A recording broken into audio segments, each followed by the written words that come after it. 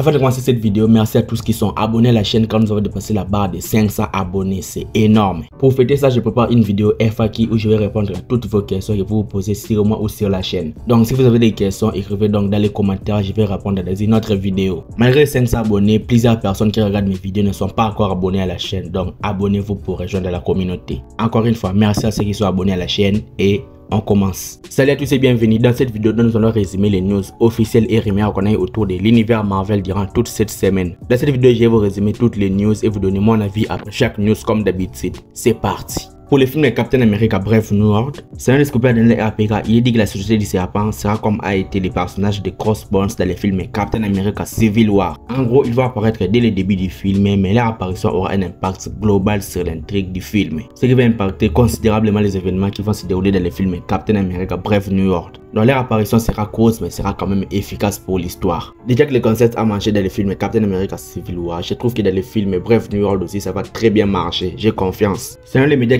Miguel Santos, il dit que les personnages de Valentina Allegra de Fontaine devraient apparaître dans le film Captain America Brave New World. Mais avec le nouveau scénariste Ling Sung-jin, scénariste du film Thunderbolts, les plans concernant l'apparition de Valentina Allegra de Fontaine pourront bien changer. En gros, ça veut dire que les personnages devraient apparaître, mais avec le nouveau scénariste, son apparition est incertaine pour l'instant. Personnellement, vu que les personnages auront un impact considérable sur les films Thunderbolts et que c'est le même scénariste avec le film Captain America Brave New World, je trouve qu'il est logique que les personnages devraient faire une apparition minimum dans les films Captain America Brave New World avant le film Thunderbolts. Donc je serais curieux de savoir pourquoi les personnages ne devraient pas apparaître dans les films selon les nouveaux scénaristes, vu qu'ils réservent quelque chose de grand. J'ai quand même hâte de voir ce que ça va donner dans les films Captain America Brave New World sans l'apparition de Valentina. Car le film Thunderbolts est censé être une suite du film Captain America Brave New World. Pour les films The Marvels, il dit que la durée du film The Marvels sera donc de 1h38 minutes sans les génériques. Donc on partirait sur une durée de 1h45 minutes avec les génériques. En conséquence, il sera donc le film le plus court du MCI. Personnellement, ça me dérangerait pas si ça serait un bon film, mais ça me dérangerait si le film est médiocre et délimité et incomplet dans son histoire. Si 1h38 va suffire pour nous faire un bon film,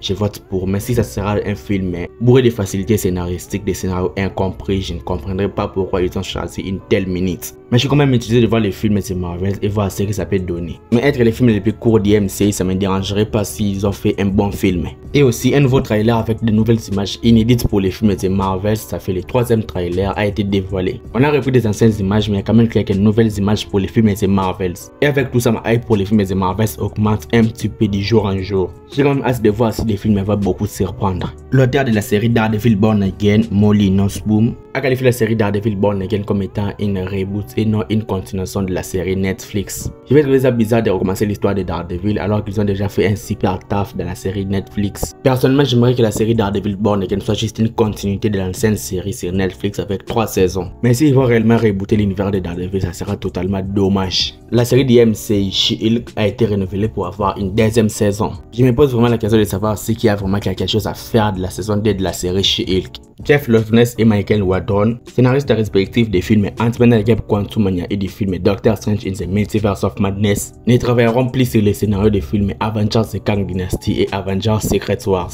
Les 2 prochains films Avengers sont des gros paris risqués pour les MCI, donc il faut avoir des bons scénaristes qualifiés et voués au travail. Avec ce que Jeff Loveness a fait pour les films Ant-Man and the Wasp Quantumania, je trouve que c'est définitivement mort. Mais pour Michael Waldron, je suis un petit peu mitigé car il avait fait un petit peu un bon travail dans les films Doctor Strange 2. Mais s'ils les ont virés pour trouver des bons scénaristes, je trouve que l'idée n'est pas mal. Vu que les fan service sera au maximum dans les films Avengers, les scénarios n'est pas à écarter, donc il faut trouver des bons scénaristes pour ces 2 films. J'ai même fait une vidéo sur les risques du film Avengers Secret Wars, vous pouvez aller regarder si ça vous intéresse. L'actrice Gwyneth Paltrow, l'actrice qui incarnait les personnages de Pepper Potts dans les MCI, a répondu sur sa non-apparition de son personnage dans les MCI après le film Avengers Endgame. Elle a dit, je cite, « Nous avons arrêté de le faire parce que Iron Man est mort. Pourquoi a-t-il besoin de Pepper Potts sans Iron Man ?» L'actrice de Pepper Potts était un personnage aussi attachant. On aimerait voir son histoire sans les personnages d'Iron Man et aussi l'histoire de sa fille Morgan. Pepper Potts et Morgan sont importants pour les MCI même sans Tony Stark et je trouve qu'il devrait apparaître dans la MCI pour en savoir plus. Personnellement, je trouve les propos de l'actrice un petit peu douteuses et n'est pas sûre d'elle-même. Les variants adolescents de Deadpool nommés Kid Pool devraient apparaître dans le film Deadpool 3. Encore une énième apparition dans le film Deadpool 3. J'en ai marre des apparitions, je veux juste que le film arrive et que le film soit bon et c'est tout. Le coordinateur des effets spéciaux Mark Patch a expliqué ses conditions de de travail sur la série WandaVision. Il a dit qu'ils ont dit travailler des journées de 16 heures et ils ont même sauté des périodes de pause lorsqu'ils travaillaient sur la série WandaVision avant de démissionner après les projets. Je trouve Marvel un petit peu dur avec ces artistes. Faire bosser des êtres humains 16 heures c'est inhumain et de faire sauter des périodes de pause c'est totalement inadmissible. Et tout ça je trouve que les fautifs c'est le nombre de projets qu'il y a actuellement dans la MCU. Il y a trop de projets actuellement. Le nouveau livre Eternals The Art of the Movie a révélé des concepts alternatifs pour les personnages de People et Trolls.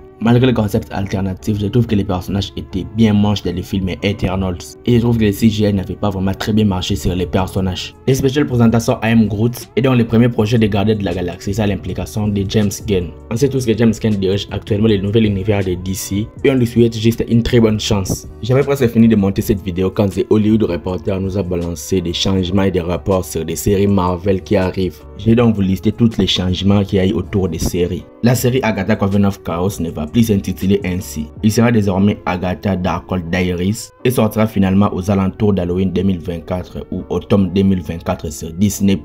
La saison 2 de la série animée What If sortira aux alentours de Noël 2023 sur Disney+, donc cette année. La série Echo qui était prévue pour novembre 2023 est reportée jusqu'en janvier 2024 et il sortira toujours de la même façon, tous les épisodes les mêmes jours. Les séries Ironheart, Daredevil Born Again et Wonder Man sont officiellement reportées en raison des grèves à Hollywood. Ce sont encore les conséquences de la grève des scénaristes et la grève des acteurs autour du MCU. Les tournages de la série Ironheart étaient déjà terminés, mais la série ne peut pas être finalisée par des reshoots à raison de la grève, donc la série est en pause actuellement. Concernant la série Daredevil Born Again et Wonder Man, les tournages de ces deux séries ont été arrêtés beaucoup plus tôt cette année en raison des grèves, et c'est encore très loin d'être fini. Selon The Hollywood Reporter, Marvel va adopter une nouvelle politique. Marvel veut concentrer ses efforts pour faire de chaque titre un événement pour les fans et pour le grand public comme à l'ancienne. C'est pour cela que le studio a décidé d'étaler son contenu avec une stratégie très prudente. Enfin c'était temps, je trouve que Marvel a enfin compris. Doublager des tas de projets c'était pas vraiment une très bonne idée.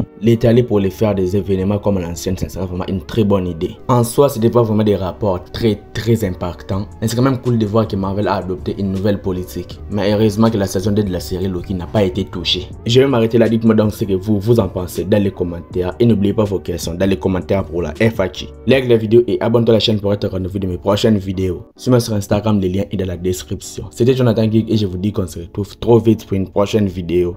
Ciao.